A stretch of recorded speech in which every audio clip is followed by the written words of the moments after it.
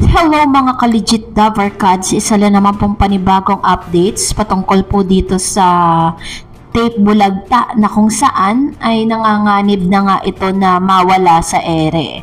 At ganun din naman, tuloy-tuloy pa rin po ang non-time TV ratings at ito po ang ilan sa mga effect kung bakit po nanganganib nga na mawala sa ere ito pong tape bulagta na ito. Ano nga ba ang nakapaloob sa balitang ito? But before that, if you haven't subscribed yet to my YouTube channel, please don't forget to like, share, and subscribe at hit mo na rin ang notification bell for more showbiz updates. And please don't forget to hit all para ikaw ang unang-una makakapanood sa lahat ng ating mga updates. Bago nga tayo magpatuloy, nais ko po muna magpasalamat sa lahat po ng mga legit viewers, subscribers, legit na mga Dabarkads sa lagi nanonood at sumusubaybay sa lahat ng ating mga updates. Maraming salamat po for always keep watching and trusting this channel.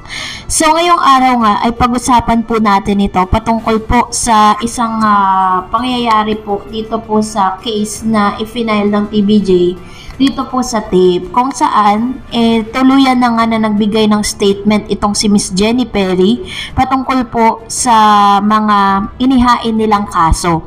According po dun sa isa sa mga news online, pinagkakatiwalaang news online, according sa legal counsel po nila, idinadahilan po nila na wala daw di umanong karapatan si Jenny Perry sa lahat po ng kanyang mga ginawang segment, na pinasikat na segment dito po sa nasabing branded Eat Bulaga. According to John Haloshos, na si Miss Jenny Perry di umano ay empleyado. According to them, ganito po yung salita niya. Baka hindi niya nalalaman na ginawa niya yon habang siya ay pinapasweldo ng Tape Incorporated.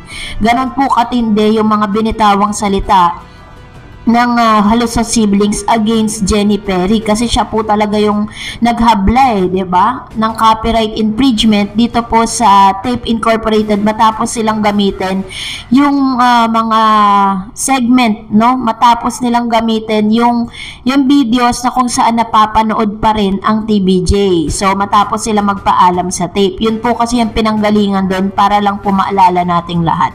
So meron din naman po mga kumakalat na balita na ito daw di umanong yung tape bulagta tuluyan na ngang matatanggal o maliligwak sa ere dahil sa may mga pagkakataon talaga na medyo hindi talaga sila hindi umaalagwa. Kumbaga kung papansin po ninyo, mas pinapaboran ng GMA ang It's Showtime, katulad na lang po sa pagbibigay ng pagkakataon sa mga kapuso talents na mag-guest sa nasabing show. Bagamat marami na pong imbitasyon na ipinadala ang Tape Incorporated sa mga GMA Sparkle Artist Center, pero hindi po maibigay ng 100% yung suporta ng GMA sa kanila. So dahilan para po talagang ang kanilang mga guest lang dito is yung talagang hindi pa ganun kasikat. Hindi katulad po ng mga nagsho-show po sa Showtime, talagang masasabi mong may pangalan na sa showbiz.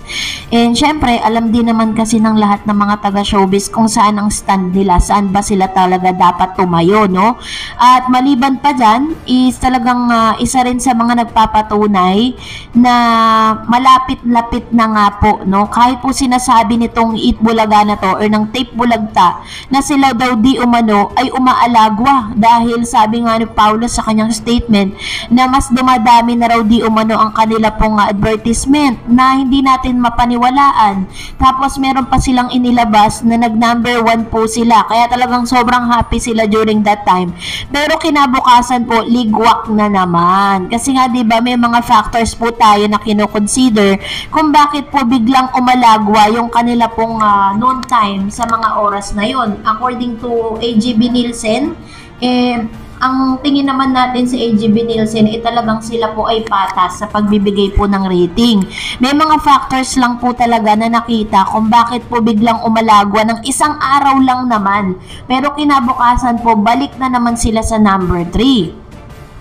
Kasi kung pagbabasihan din naman natin talaga yung TV rating or yung mga supporters, talagang masasabi mong pak na pak ang supporters ng mga legit Dabarkads dahil ilang buwan na rin pong umeere ito pong tape bulagta, pero wala po tayong nababalitaan na talagang umaalagwa yung kanilang viewers, lalo-lalo na sa online. Kasi ganyan po, sa henerasyon natin ngayon, halos karamihan na po ng mga tao ay mas pinipiling manood sa online. Kaya nga po parang pinag-uusapan or pinagdidebatehan na dito na kung sakasakali mang kukuha sila ng rating, 'di ba? Maaring isama na rin yung online. Pero syempre may kaibahan kasi ang free TV tsaka po sa online. Kasi sa free TV kasi kapag po nanonood tayo doon, wala tayong rights or wala tayong magawa kundi panoorin talaga ng buo yung mga commercial ads.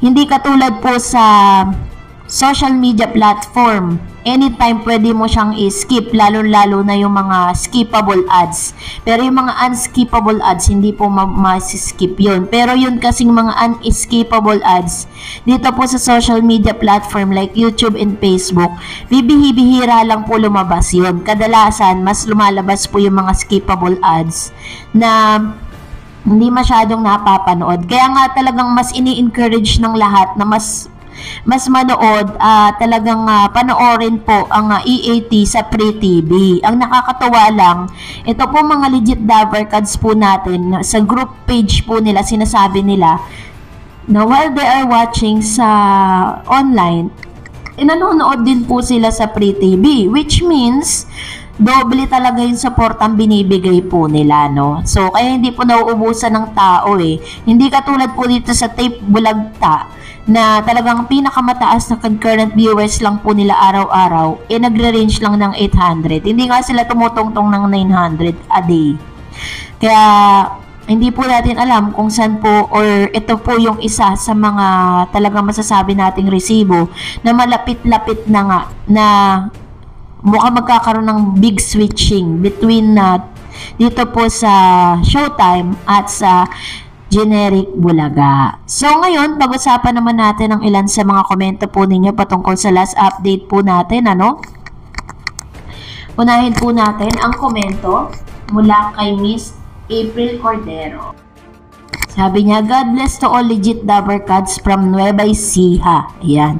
So, isa yan sa mga talaga may sabi nating legit Dabarkads sa laging nakatutok. Maraming salamat po. At i-shoutout natin ang lahat ng mga nanonood from Nueva Ecija. God bless to all of you and keep supporting and lagi lang po ninyong ipakita ang inyong mainit na suporta para sa TVJ. God bless everyone. And of course, Elisa Novelo said, di nakasalanan ng mga host kung may man nasasabi na di maganda ang audience. True. Kasi nga, diba, parang pinag-uusapan na dapat bang managot ang host o ang TV show kung sakasakaling ang nagkamali yung audience. Pero may responsibilidad pa rin po ang host. Kailangan mas active ka, mas mabilis kang mag-isip at magbilis mong magawa yung dapat mong gawin.